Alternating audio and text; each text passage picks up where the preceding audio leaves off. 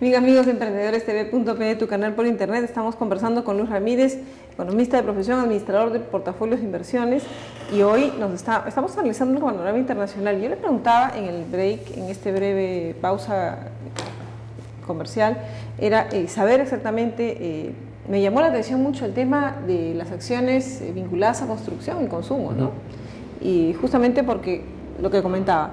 Pero aquí, ¿qué hay? Es decir, hay temores. El propio ministro de Economía ha admitido que el riesgo externo es una de las cosas que más le preocupa. El presidente Becerra dice exactamente lo mismo. ¿Por qué podríamos ver ese escenario? ¿Qué pasa con la relación China-Europa si en Europa se exacerban los problemas? Claro, efectivamente, el golpe a nosotros nos va a caer por el lado comercial. Ya nos está cayendo, ¿no? Ya nos está cayendo de alguna forma. Sí. El gran riesgo ahora es, digamos, que se sostengan los estimados de crecimiento de uno de nuestros principales socios comerciales, que es China. China se ha estimado que debe estar creciendo alrededor de 8%. Bueno, cifras de organismos internacionales, China ha rebajado su tasa de crecimiento a un escenario un poco más conservador, alrededor de 7,5%. En realidad, en la medida en que estas cifras no se pongan en riesgo, yo creo que podemos estar relativamente tranquilos por el impacto que pueda tener en commodities. Pero el gran riesgo, digamos, es que se agudice la desaceleración o la recesión en la zona euro, porque China le coloca un porcentaje importante de sus exportaciones a Europa. Una recesión en Europa podría golpear o podría poner en riesgo ese 8% de crecimiento esperado. ¿Por qué? ¿Cuánto es el comercio en esa es un poco más de 20%, 21, 22%. Entonces, el modelo de China por ahora todavía es preferentemente exportador. Si bien es cierto, estructuralmente el gobierno chino está migrando hacia un esquema más de mayor digamos, presencia de la demanda interna, este es un proceso que toma años y no va a ser inmediato. Por ahora es muy sensible a lo que sucede en Europa por el componente importante que tiene eso de colocación de exportaciones en esa región. Entonces, si esto se agudiza, la tasa de crecimiento de China podría bajar del 8, del 7,5%, esperemos que no, y esto definitivamente le va a pegar al precio de los commodities, afectando el valor de nuestras exportaciones y además a la capacidad de China para absorber nuestra oferta, ¿no? Afectando compraría menos. Compraría menos. Compraría menos, en consecuencia, si se compra menos, vamos a tener menos exportaciones, menos impuesto a la renta también por parte de las empresas mineras. Y también le va a pegar al tipo de cambio. Y también le va a pegar el tipo de cambio. Así es. Ese es el gran riesgo que nosotros estamos viendo, ¿no? Digamos, como bloques, como grandes bloques, mucha volatilidad que se genera por las noticias que vengan de Europa y el impacto que ello pueda tener ya de manera estructural en China específicamente. Ahora, muchas de las personas con las que converso a menudo, a diario, etcétera, nos dicen, el dólar, esta relación que tenemos en nuestro caso, el tipo de cambio, va a retroceder de todas maneras. Esto es un momento, esto es una subida, pero en los fundamentos todo apunta a que inclusive los bancos se reafirman 2,63, 2,65, algunos dicen 2,61. ¿Esa situación se va a dar realmente? ¿Qué tan posible es esto? ¿O el escenario, qué tendría que ocurrir para que ese escenario cambie abruptamente y tengamos un dólar más alto?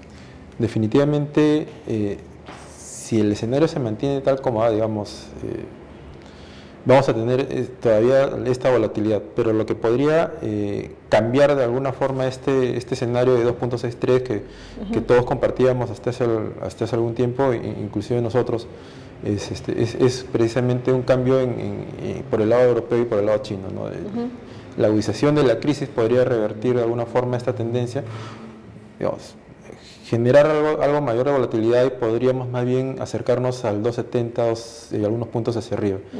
Ahora, no olvidemos que sea como fuera el escenario, ataques especulativos o volatilidad por el tipo de cambio, de alguna forma va a ser atenuado porque el Banco Central está muy fuerte en el tema de reservas, tiene niveles récords de reservas y está totalmente cubierto, digamos, para enfrentar cualquier escenario externo negativo o adverso. Efectivamente, eso está garantizado. Ahora bien, ¿qué hacemos con el dinero? Quienes están ahorita con dólares, es el mejor, deben deshacerse de estos, pasarse a soles, a invertir a ponerlos en depósitos a plazos si son muy conservadores. Es una alternativa, aunque los rendimientos son relativamente bajos. Pero las cajas municipales pagan buenas tasas, ¿no? Sí, ahora hay que tener cuidado, siempre manejándose dentro de los rangos del Fondo de Seguro, del Fondo de Seguro, ¿no? Sí. Por un tema de cautela. Así es. Ahora, si me preguntas, por ejemplo, dentro del mercado de acciones, ¿qué deberíamos ponderar más? Nosotros nos inclinamos a invertir en acciones con fundamentos, acciones que generen valor, alejarnos de las acciones del segmento de capital de riesgo por ahora. O sea, que no a estas acciones junior, ahí no.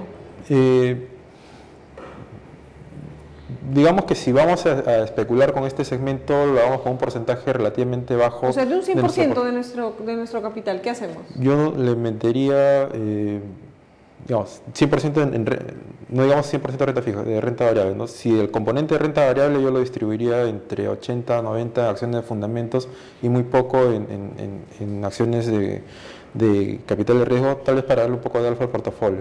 ¿Y esa acción de fundamento en qué exactamente pondríamos? Nos gusta mucho Ferreiros, por ejemplo, Alicorp como empresa que está relacionada por consumo interno. Por consumo interno. Ferreiros porque está vinculada. Ferreiros por el tipo de flujo que tiene, está relacionada a los sectores líderes en la economía local y lo importante en el caso de Ferreiros es que más allá de la venta que tiene de la maquinaria, comercialización de maquinaria pesada, gana mucho por el tema de postventa y por el alquiler y por los repuestos. Entonces, si bien hizo la venta inicial, el flujo no termina ahí, sino que tiene un flujo continuo que de alguna forma lo hace menos sensible a ciclos, a cambios muy bruscos en el ciclo, toda vez que además financia sectores que tienen proyectos de larga maduración. Una vez que se inició un proyecto de construcción, no lo puedes parar porque el escenario cambió, tienes que seguir y por lo tanto la demanda para esta empresa sigue. Ya, y luego, ¿qué otro más? Dentro de minería, Volcan nos parece una acción muy interesante, es una acción fuerte, con muy buenos fundamentos.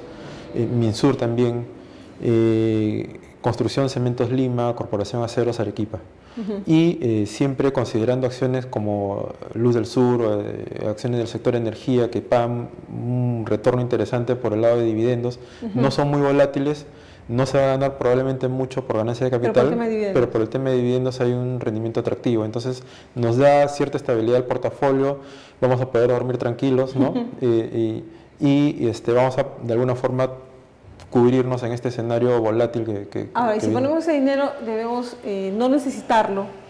¿Durante qué escenario? ¿Cuánto deberíamos tolerar estar con esa inversión allí y ver resultados? Inversión en acciones, nosotros creemos que el inversionista debe considerar un plazo de 4 o 5 años por lo menos.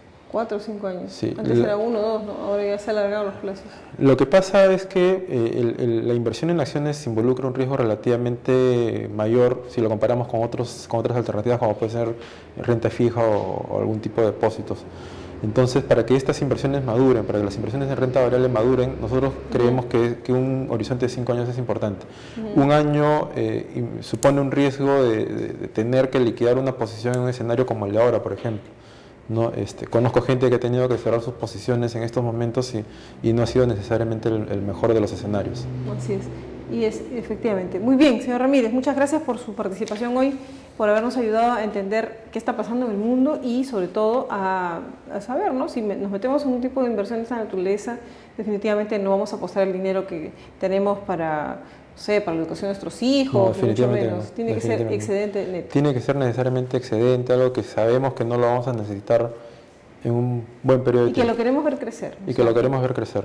Y para ello tenemos que invertir donde debe ser. Así es. Muchas gracias. Gracias a ustedes. Amigos, una pausa, volvemos con mucho más aquí en emprendedorestv.pe, tu canal por internet.